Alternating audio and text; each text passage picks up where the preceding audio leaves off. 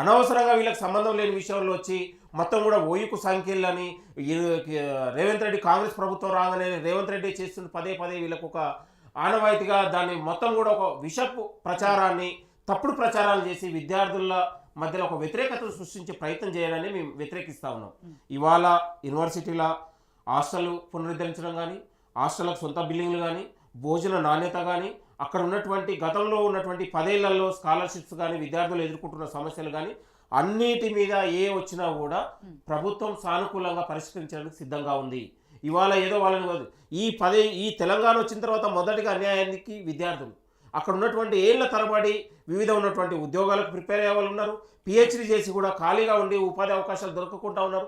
ఏళ్ల తరబడి మనం ఇట్లనే పోరాటాలనుకొని ఉద్యమాలనుకొని యూనివర్సిటీ మొత్తం కూడా గత చరిత్ర నడుచుకునే ఉందామా, అక్కడ ఉన్నటువంటి కూడా ఒక ప్లేస్మెంట్స్ వచ్చి ఇవాళ అన్ని పిల్లలకు మన ఉపాధి అవకాశాలు పెంపొందే అవకాశాలు రావద్దా? దానికోసం కదా ఈ ప్రభుత్వం ఆలోచన చేసేది. ఇవాళ మొత్తం కూడా ప్రభుత్వం రాగానే యూనివర్సిటీల గురించి అసలు యూనివర్సిటీల ప్రక్షాళన రావాలి, యూనివర్సిటీల్లో ఉద్యోగ ఉపాధి అవకాశాలు పెంచాలి, యూనివర్సిటీల్లో ఒక పోరాట పటిమలు ఉండాలి, పోరాటే గొంతుకలు కాపాడుకోవాలని పదే పదే అన్ని వేదికల మీద రాష్ట్ర ముఖ్యమంత్రి గారు చెప్పారు. నేనని యూనివర్సిటీ తెలంగాణ మీరు మాట్లాడితే అనేక వేదికల మీద ఉస్మానియా యూనివర్సిటీలో, కాకతీయ యూనివర్సిటీలో అనేక మంది విద్యార్థులు ఉద్యోగాలు లేక అనేక మంది ఆత్మహత్యలు చేసుకున్నారని అనేక రకాలుగా మాట్లాడారు. వాళ్ళందరినీ ఆకాంక్షించి వాళ్ళ చరిత్రను తీసుకొని మనం ఈ ఏడాదిలోనే 54,000 ఉద్యోగాలు మనం భర్తీ చేయగలిగినాం. ఇవాళ 11 ఏళ్ల తర్వాత ఇవాళ గ్రూప్ 1 నిర్వహించకపోతే ఇవాళ మనం లీకేజ్ లేకుండా ఎక్కడ కూడా చిన్న తప్పులు దొరకకుండా పారదర్శకంగా నిర్వహించి 563 పోస్టుల్ని ఇవాళ తెలంగాణలో గ్రూప్ 1 ఆఫీసర్గా నియమించబోతా ఉంది. కాబట్టి 700 పైచలకు ఇలా గ్రూప్ 2 ఆఫీసర్ నియమించబోతా ఉంది. ఇవన్నీ అభివృద్ధి ఏదో జరగనట్టు ఇవాళ ఈ 15 నెలలనే మొత్తం తెలంగాణ అంతా ఆగమైనట్టు మీ మీద మొత్తం నిర్లక్ష్యం చేసినట్టు ఈ తప్పుడు ప్రచారాలు మానండి. ఇవాళ ఇది ప్రజాపాలన. ఇవాళ మీకు ఎక్కడ కూడా ఏ అవకాశాలు ఉన్నా ఏ వేదిక ద్వారా మీరు కలవచ్చు. ఇవాళ ఏబీపీ మిత్రులు ఉన్నారు, నేనేమంటున్నాను, మీ దృష్టికి ఏ సమస్య ఉన్నా ముఖ్యమంత్రి గారిని కలవచ్చు, మంత్రుల్ని కలవండి, ఎక్కడ ఉన్నటువంటి మీరు అధికారులు వీసీ గారిని కలవండి. అసలు ఎక్కడ మీరు వీసీ గారిని కలిస్తే కూడా మీకు ఏదో టైం అన్నట్టు యూనివర్సిటీలో న్యాయబద్ధమైన ఏ సమస్య అధికారులు స్పందించడానికి సిద్ధంగా ఉన్నారు. ప్రభుత్వం కూడా సిద్ధంగా ఉంది. రాజు పని బంటు పని బంటే చేస్తే అది బాగుండదు, పద్ధతి కాదు. సిస్టంలో మనకు ఒక హైరార్కీ ఉంటుంది. ఆ హైరార్కీలో ఫస్ట్ మేము ఏం చేస్తామంటే మా కాలేజీలో పోయి ప్రిన్సిపాల్ని అప్రోచ్ అవుతాం. ఫస్ట్ ప్రిన్సిపాల్ ద్వారా కానీ డీన్ ఆఫీస్లో అప్రోచ్ అవుతాం, డీన్ దగ్గర కానీ రిజిస్టర్ దగ్గరకు పోతాం, రిజిస్టర్ దగ్గర కానీ చివరి ప్రయత్నంగా వీసీ దగ్గరకు పోతాం. ఇది మన హైరార్కీ. ఈ హైరార్కీలో ముఖ్యమంత్రి దగ్గరికి ఎందుకు పోవాలి? ఏం పని? ఆయనకి ఇక పనులు లేవా? అంటే ఈ పనులే ఉన్నాయా? విద్యాశాఖకు ఒక మంత్రి ఉంటాడు, ప్రిన్సిపల్ సెక్రటరీ ఉంటాడు, ఒక కమిషనర్ ఉంటాడు, తర్వాత ముఖ్యమంత్రి గారు ఉంటారు, చీఫ్ సెక్రటరీ ఉంటాడు, చీఫ్ సెక్రటరీ తర్వాత ముఖ్యమంత్రి గారు ఉంటారు. ముఖ్యమంత్రి ఎప్పుడు చివరి టైంలో కదా స్పందించాల్సింది. కాని పనిని తను చేసి పెట్టే విధంగా ముఖ్యమంత్రి గారు స్పందించాలి. ఇక్కడ ఎవరు స్పందించాలి? మా యూనివర్సిటీకి బాసు ఎవరైతే వీసీ వైస్ ఛాన్సలర్, ఆయన చేతిలో అయ్యే పనికి ముఖ్యమంత్రి దగ్గరికి ఎందుకు రావాలి? ఆయన చేసిన పనికి ముఖ్యమంత్రి ఎందుకు బాధ్యుడు కావాలి? ఇలా మీరు దాన్ని క్వశ్చన్ చేయరు.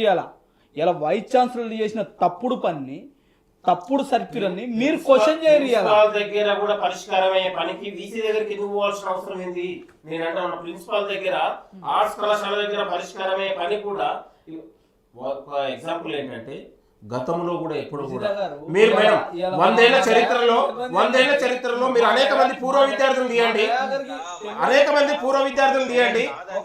వీసీ గారిని రిజిస్టర్ గారిని కలవాలన్న ఏడాది నుంచి ఫ్రీ సబ్మిషన్ చేసి వాళ్ళు వైవా వచ్చి పెట్టుకోవడానికి మా ఫీజులు మాపేయండి, సైన్స్ కాలేజీలో వేసిండ్రు, ఆర్ట్స్ కాలేజీలో వేయండి అని ఆర్ట్స్ కాలేజ్ ప్రిన్సిపాల్ని అడిగితే నాకు అధికారికంగా రిజిస్టర్ గారి నుంచన్నా లేదా వైస్ ఛాన్సలర్ గారి దగ్గర నుంచి సర్క్యులర్ తీస్తే నేను మాఫీ చేస్తా, లేకపోతే మాఫీ అయ్యా.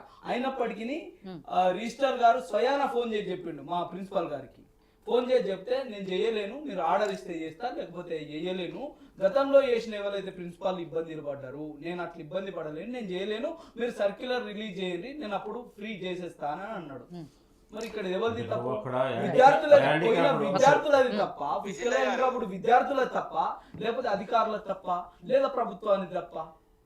దాని గురించి చర్చ జరగట్లే. ఇలా రామత్ గారు, ఒక్క నిమిషం అండి. సమస్యల విద్యార్థుల సమస్యల పరిష్కారానికి చర్చ జరగాలి. ఇలా మౌలిక వసతుల ఏర్పాటుకు చర్చ జరగాలి. ఫ్యాకల్టీ లేమితోటి కొట్టుమిట్టాడుతుంది 2800 చిల్లర పోస్టులల్లా 2000 పోస్టులే ఉన్నాయి. గడిచిన 10 ఏళ్ళ వాళ్ళు ఉరగబెట్టేది ఏం లేదు, ఈ 15 నెలల వీళ్ళు ఉరగబెట్టింది ఏం లేదు. వాళ్ళు ఉరగబెట్టింది ఏంది చెప్తా వినుండ్రి. ఏదైతే 58 వయసుని 61 పెంచిండ్రు, వీళ్ళు 3 ఏళ్ళు పెంచిండ్రు ప్రొఫెసర్లకి. అంటే మేము శిథిలావస్థలో కూడా మేము చివరి దశలో కూడా మేము 100 ఏళ్ళు చేసినా మేము పోస్ట్ చేయడానికి సిద్ధంగా ఉన్నాము. యువత ఎన్నడూ ఉద్యోగాలకు రావద్దు, యువత ఎన్నడూ వాళ్ళ రాజకీయ నాయకులు రాజకీయాల్లోకి రావద్దని అల్టిమేట్గా కోరుకుంటారు. మేమే ఉండాలి చిరకాలం వరకు. అట్లనే మరి ఈ ఉద్యోగులు మా భవిష్యత్తును ఆలోచిస్తున్న మీరు ఎందుకు అడగాలి? ఇంకో 2 ఏళ్ళు తగ్గించమని అడగాలి. నాలంటోని పాలకుడు ఉంటే 2 ఏళ్ళు తగ్గిస్తా. ఎందుకంటే చివరి దశలో ఇచ్చే జీతం 10 మందికి ఇవ్వచ్చు జీతం. అది కదా విజన్ ఉండాల్సింది. అలా నీకు ప్రభుత్వం పారదర్శకంగా ఉండాలి, ప్రజా సంక్షేమానికి కట్టుబడి ఉండాలంటే ఇలా నువ్వు చేయాల్సింది ఆ పని. వాళ్ళ వయసు ఇంకో 2 ఏళ్ళు తగ్గిస్తే నియామకాల సంఖ్య పెరుగుతుంది, గవర్నమెంట్ మీద ఆర్థికమైన భారం తగ్గుతుంది కదా.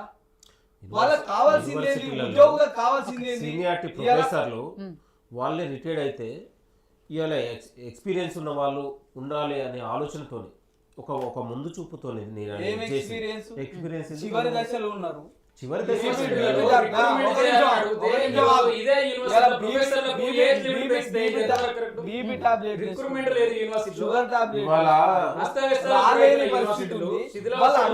డిమాండ్ ఏంటి అంటే మాకు ఏదైతే కాంట్రిబ్యూషన్ పెన్షన్ ఏదైతే ఉందో దాన్ని రద్దు చేసి, ఏదైతే ఓపీఎస్ మనం సిపిఎస్ ని రద్దు చేసి మాకు ఓపీఎస్ ఇవ్వమని అడుగుతున్నాం. గది నీకు చేతనైతే గది నీ భారం తగ్గుతుంది కదా. అది ఇవ్వకుండా పనికి మాసి మీరు ఏజులు పెంచుకుంటూ పోతే యువతని, ఈ దేశాన్ని మూల వనరు యువతకు ఉన్న సామర్థ్యాలు, శక్తి సామర్థ్యాలు ఈ దేశం కాదు పరదేశం అమెరికా వాడుకుంటుంది, మనం వాడుకోలేకపోతున్నాం. ఇలా అది మన పరిస్థితి. ఇలా మాకు కావాల్సింది ఏంటంటే మాకు యూనివర్సిటీలో స్టాఫ్ కావాలి, ముందు మాకు ప్రొఫెసర్లు కావాలి, తర్వాత కట్టుబడి ఉంది. త్వరలోనే అన్ని యూనివర్సిటీలో కూడా నియామకాలు జరగబోతా ఉన్నాయి. ఆల్రెడీ ఒక కమిటీ వేసి హైయర్ ఎడ్యుకేషన్ దాని విధి విధానాలు రూపొందిస్తా ఉంది. మీరు మరికొన్ని నెలల్లోనే ఆ పరిష్కారం కూడా ఈ ప్రభుత్వం చేయబోతుంది.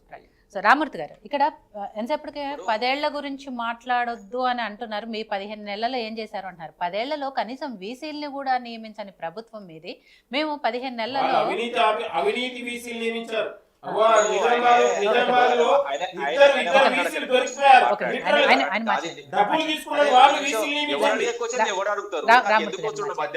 నేను మాట్లాడితే ఆయనకు తేలు తెరలు వాడుతున్నాయి. ఎందుకు భయం అవుతుందో నాకు అర్థం కాదు.